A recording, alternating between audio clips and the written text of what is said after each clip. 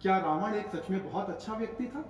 इस कलयुग में प्राय ये देखा और सुना जाता है कि इस कलयुग के प्राणी रावण की बहुत तारीफ करते हैं।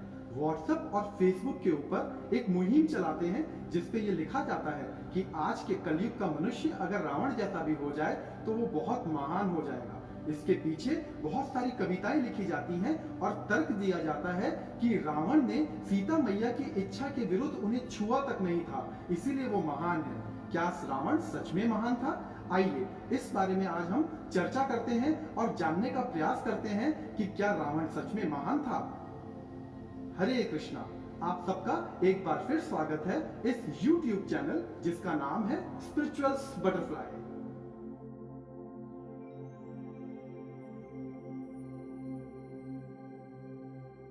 जी हाँ, ये बिल्कुल सत्य है कि रावण ने सीता माता को नहीं छुआ था, लेकिन रावण ने स्वयं अपनी इच्छा से सीता माता को नहीं छुआ था या इसके पीछे कुछ कारण था? जी हाँ, इसके पीछे कारण था और वो कारण था ब्रह्मा जी का दिया हुआ श्राप जो ब्रह्मा जी ने रावण को दिया था।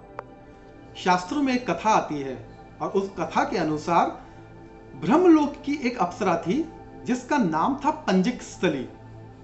जब पंजिक स्थली एक बार मृत्यु लोक घूमने के लिए आती है तो रावण की दृष्टि पंजिक स्थली की पड़ जाती है।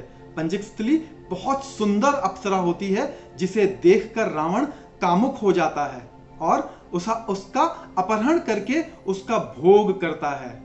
जब यही अप्सरा वापस ब्रह्मलोक जाती है और ब्रह्मा जी को अपनी सारी आप बीती सुनाती है, तब ब्रह्मा जी को रावण पे क्रोध आता है और वो क्रोध में रावण को ये श्राप देते हैं कि आगे भविष्य में उसने अगर कभी भी किसी भी पर स्त्री को उसकी इच्छा के विरुद्ध छुआ भी तो उसका सर फट जाएगा और तत्काल उसकी मृत्यु हो जाएगी। जी हाँ, ये वो कारण था जिस कारण से रावण ने सीता माता को उनकी इच्छा के विरुद्ध नहीं छुआ था। लेकिन वास्तव में अगर देखा जाए तो रावण एक बहुत कामी पुरुष था। सिर्फ यही घटना नहीं, एक और घटना का वृत्तांत शास्त्रों के अंदर बताया गया है और उस वृत्तांत के अकॉर्डिंग एक बार जब देवता यज्ञ कर रहे थे और उस यज्ञ के अंदर रावण भी पहुंचा तो अग्नि की जो पत्नी है स्वाहा, उन्हें देखकर भी रावण इतना कामुक हो गया कि अग्नि की पत्नी स्वाहा का अपहरण करने की कोशिश की थी। तो ये दूसरा वृत्तांत हमें शास्त्रों से मिलता है जिसमें हमें यह पता चलता है कि रावण एक कामी व्यक्ति था। इसके अलावा एक तीसरा वृत्तांत भी हमें रामायण में, वाल्मीकि रामायण में, तुलसीदास रामायण में और शास्त्रों के अंदर बताया जाता है जो वेतवती के नाम से है। तो इन फ्यूचर कभी हमें मौका मिलेगा तो हम वेतवती की कथा भी आपको सुनाएंगे। वहां पर भी हमें यह पता चलता है कि रावण कितना कामी व्यक्ति था और पर स्त्रियों के ऊपर वो किस तरीके से निगाह रखता था। इसीलिए यही एक वजह है कि रावण ने सीता माता को नहीं छुआ। एक और प्रश्न उठता है, कई लोग हैं इस कलयुग के अंदर जो शास्त्र नहीं पढ़ते और वो ये प्रश्न करते हैं कि अगर रावण सीता माता को नहीं छूता तो उसका अपहरण कैसे किया?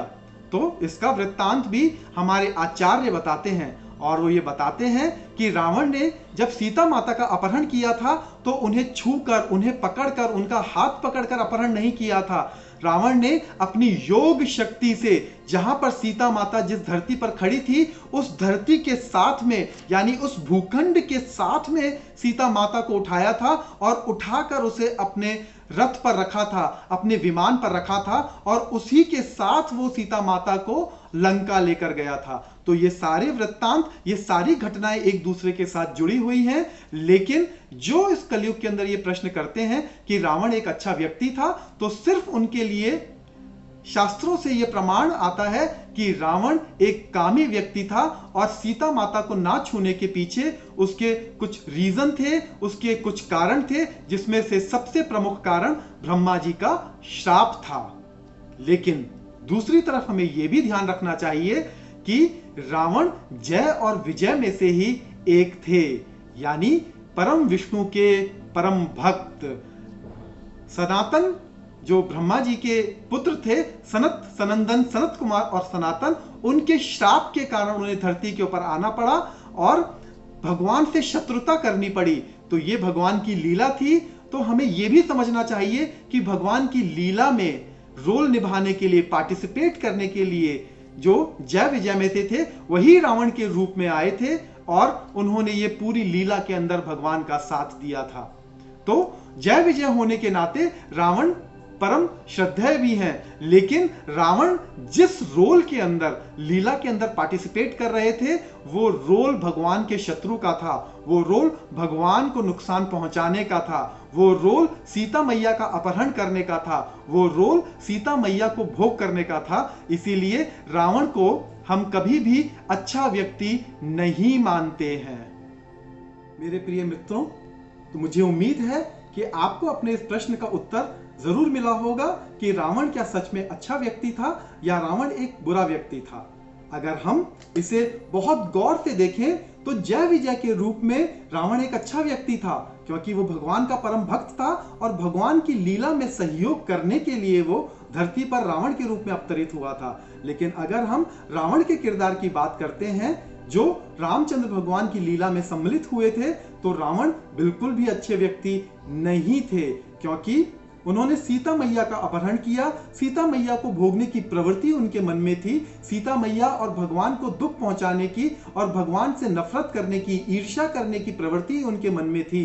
साथ में हमने शास्त्रों से यह भी जाना कि रावण एक बहुत कामुक व्यक्ति थे और इसके संदर्भ में हमने पंजकस्थली नाम की अप्सरा के बारे में चर्चा की, हमने अग्नि की पत्नी सोहा के बारे में चर्चा की और हमने वेदवती के बारे में भी थोड़ा बहुत जाना। तो मुझे उम्मीद है कि आपको ये प्रश्न उत्तर का कार्यक्रम पसंद आया होगा। हमें इसी तरह से प्रोत्साहित करते रहिए। हमारा मनोबल बढ़ाने के लिए मैं आपका हृदय से आभारी हूं। हरे कृष्णा।